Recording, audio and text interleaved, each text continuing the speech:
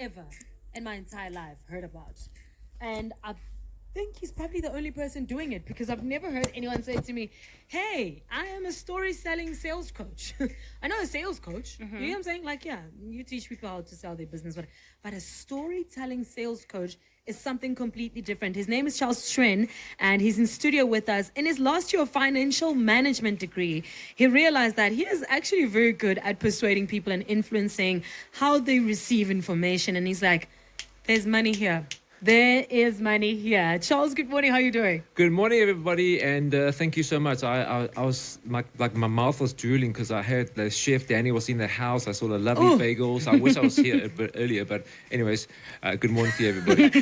What we'll do is that we'll actually keep breakfast for our next guest. That's a good idea. What do you think? Yeah, that's a good idea. Okay, Yeah. Charles, thank you. Thank you. You brought already. You're doing your job. I see. I see. For someone that does not know what this is, and that's like storytelling, but shouldn't he be writing books then, Sepi? How would you describe what you do? So storytelling, look, we as children, we all love stories, right? And when we become adults, we kind of lose that. So I'll give you an example between a normal way of selling and a story selling. Okay. So we're all sitting here right now. You've got your backs probably get sore, your neck probably gets sore during the day. So let's picture that. And you are at a bribe. And there's two chiropractors that you run into. The first chiropractor says, "Hey, you see the watch? Expensive. See the shirt? I make a lot of money because I'm very good at what I do. Don't go to anybody else. I'm the best. Come to me on Monday. I can fix you up." Guy number one. Okay. Guy number two, "Listen, Aaron, Pali, you said that you said a lot and your neck gets sore around 1 o'clock in the afternoon. I've got lots of clients that experience what you go through. I think I can sort you out. Would you like to come and see me next week? Which one would you rather go to?" Oh, definitely the second second one. kind. Bingo. That's Yeah. the difference. The first guy, I call it not bad selling, amateur selling. Me. I'm the best. Look at my awards. Look how. And if you look at a lot of billboards out there, it is all about that. Yeah. They make themselves the hero. That's the difference. Story selling, I'm involve you. I made you part of the hero because you see yourself going through it. So if you look at any story arc, this is how it is. There's normally a character that wants to achieve something, Yeah. and they will have to overcome some kind of objection in order to get to what they want. It's always a story arc. And at the height of their misery, they meet somebody that helps them. Think about Karate Kid, right? Daniel's son wants to be cool. He gets his butt kicked, and then he's like frustrated, and he meets his mentor, Miyagi. But here's the point. Here's the difference. Daniel is the client. They're always the hero. Mr. Miyagi is the guy. That's your job. My job. Daniel gets the glory, the clients. Yeah. I'm just the guide in the back. That's the difference.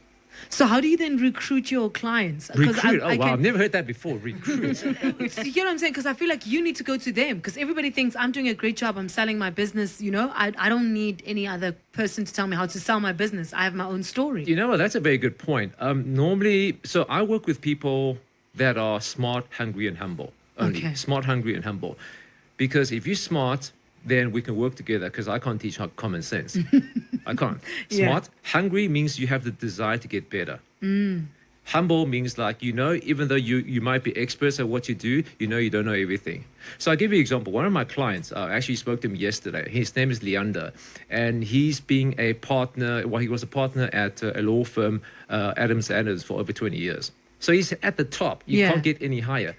When he started his business, he was humble enough to realize, I don't actually know how to sell because in 20 years of law, we've never been taught how to sell. But now he's a consultant himself. He had to say, wait a minute, there are certain things I don't know, so let me seek out somebody that does. I get you. And then when it comes to sales, not everybody is your target audience. It's just like 5FM. You have your certain audience. Yeah. You're not going to try to target somebody that's 60 or 70 because that's not your target. Your target audience, if I remember correctly, is 25-year-olds to 35-year-olds or somewhere around there. You have to know your audience because different language. Like the younger generation are on TikTok. I call it TikTok because I'm 45. I'm not on that because that's not where my audience are. They're Yeah. on LinkedIn. They're on YouTube. They're on different platforms. So you have to know your audience. Sure. Charles, you sound like someone that knows their business, okay? We continue the conversation with Charles. If you've got any questions, maybe this is a career that you would like to follow, then hit us up on 08255055151. Storytelling sales coach. Have you ever? Here's Bazzy. This one is mine. The opposite of what Charles says we must do. It's not just mine. Not just me, okay? I don't know a bit too much of Hennessy. Just gonna tell you how I feel. Look. How you look so precious when you smile. Interesting character in studio, and let me tell you, he's very good at what he does. His name is Charles Hsuan. He is a storytelling sales coach, and it seems to me that your financial management degree actually led you to this career. Am I correct by saying that? I had to tell the story. Okay, so of how I actually, looking back, how I got here. So in my final year of finance, there was a course called commercial law. It's a year course, not a module. So that means the whole year's average. I went in there, and I'm not making this up, with 30% average. So that means I needed to get 70. Aaron's smiling. Stop smiling, Aaron. That means I needed to get 70. And I'm like, I'm not going to let one course hold me back to do another year. That's not a chance, because my friends are talking about, party, we made it, yeah, we made it. So I studied my butt off, and I got a rewrite. I got 48. I was 2 marks off. Ooh. 48. I'm like, so close. Yeah. So you can go check your papers. I went in there, and the lecturer really, really tried. And I think she gave me half a mark for spelling my name right or something. But we couldn't. And I just remember, this was like early 2000, and she had an envelope. It says flight center. So I asked her, ma'am, are you going on holiday? She said, yes, I've been waiting for this holiday the whole year, but now I'm stuck here marking papers. Immediately, I banked it. I banked what she said. And looking back, this was the turning point. I said to her, instinctively, I said to her, ma'am, 2 things. Number 1 is December. It's a time of giving. Second of all, you just told me that you don't want to mark another paper. So what do you say? She passed me. That's how I got my degree. I'm not making this up. Wow. My man. Sure. So what I learned from that, if I look back, that was actually the genesis of, like, I have some skills, but over the years, I learned other things. That's what I'm saying. Like, if you make other people the focal point, think about if I went here, ma'am, this is not fair. I should be passing because all my friends are on holiday.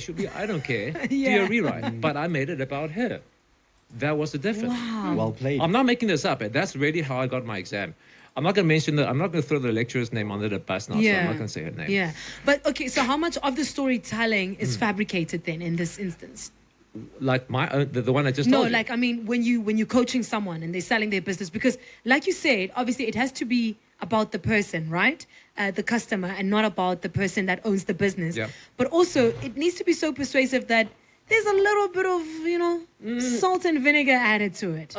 Yes and no. So not fabricated per se. So as an example, let's say in the radio industry, you want to pitch yourself as a presenter, right? You don't fabricate things, but you put yourself in their shoes. So let's say if I want to sell you a new microphone, I need to find out what are some of the challenges you go through every day. What don't you like about your current microphone, as an example? What's wrong with it? Is it not heavy enough? Is it not receiving sound? And then I can build a story around it. So I'm not making things up per se. Yeah. You need to know. So let me simplify. When there's pain, there's profit. Sure. When there's pain, there's profit. I don't like how it sounds, but it's the truth. Think about it this way, right? A lot of times I call it the accident and the ambulance. People are trying to sell you the ambulance, tell you about all the specs and how it's got aircon, this and that, but there's no accident. Why would I need an ambulance?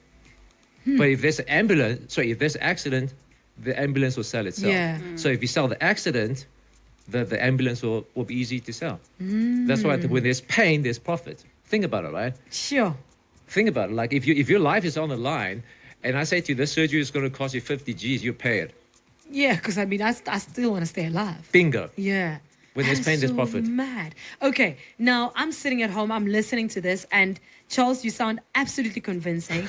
And I'm like, I need this in my life, or I want to be that person. What do I study? Is there like a specific course to being a storytelling sales coach? That's the funniest thing. No, I mean, this is a made-up career. If like in high school, career day, there is no such a title called even a coach. Yeah. It wasn't existed, but I saw a gap because I got into sales by accident because I studied finance. I wanted to be like a stockbroker, and I worked at a banking industry for like 7 years. It was like boring. No offense to bankers, we do need them. Yeah. But it wasn't for me, and I got into sales by accident. And then that's when I realized it's transferable skill, because I received wonderful coaching from my 2 previous companies that I worked for. So there's no course that you can learn per se, but there's plenty of books. And also pay attention to what people say. Like there's stories all around us. Like I'm always looking for ideas. Like I'll probably do a short YouTube video from something I learned from here, because paying attention. Yeah. So there's no course per se, but there's lots of books you can read. There's always. And the most practical thing I can say to people is sell to people the way you want to be sold. How would you like somebody to sell to you? Sell it like that. That's the most practical thing I can say. I literally just heard a Bible verse pop up when he said that. Treat others the way you want to be treated. Exactly. And you are living that life. Man, I don't know about you, but I'm intrigued. I'm pulled in. I'm just like, I might just quit and become a storytelling sales coach. I don't know about you. No Kupiri, this one is Thanks Video on the Weekend. It's overrated, my intuition. 'Cause letting go is harder than I anticipated. Must think again, all right? This is a career that I think is absolutely amazing. A storytelling sales coach. I know you've never heard it before, and that's why we bring it to you as 5 Weekend Breakfast. That's what Career Crazy is all about. But now there's something that we always do where we put people on the spot. But before we put them on the spot, I know that the 2 gents in studio, which is Aaron and Charles, have been having a long conversation.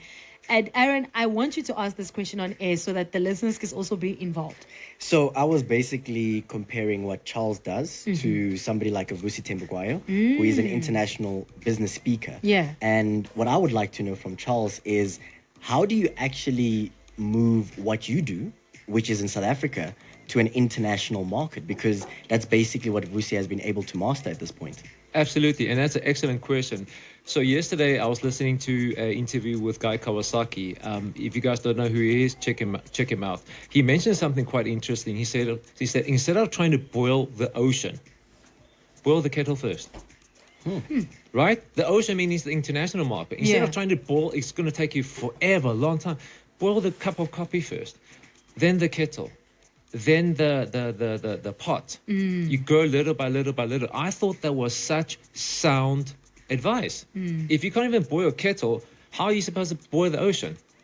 And I can tell you now, because Vusi, at my old company, I used to work for Entrepreneur magazine. He was on our cover, so we got a chance to interact with him. It's 10 more than 10 years of hard work in the making. True. He was Very homeless true. once upon a time. He was also very smart. He was a Victoria, whatever that thing is called. Valedictorian. Yeah, that's what I said. That's what I said. Yeah. That thing. Yes, that thing. So he's already got some talent, but and also Aaron, you know what? The question I start thinking is, what's the cost of being you? Like there's always a price to pay. The cost of being in the studio means all of us had to get up early. Yeah. But does everybody wants to do that week after week? No, they just wants the fame. I just want to be in studio, but you have to get up early. What's the cost of being you? When Brucey travels, I can tell you now, the cost of being him is not seeing his children, his 2 boys. He's missing their basketball games, as an example. He's probably missing sleep. His body is taking I watched him talk last year. He was talking about how his body fluctuates, weight, because of diet and this and that. There's a cost. There's always a cost. And it's up to you to realize, to say to yourself, is it worth it or not? Sure.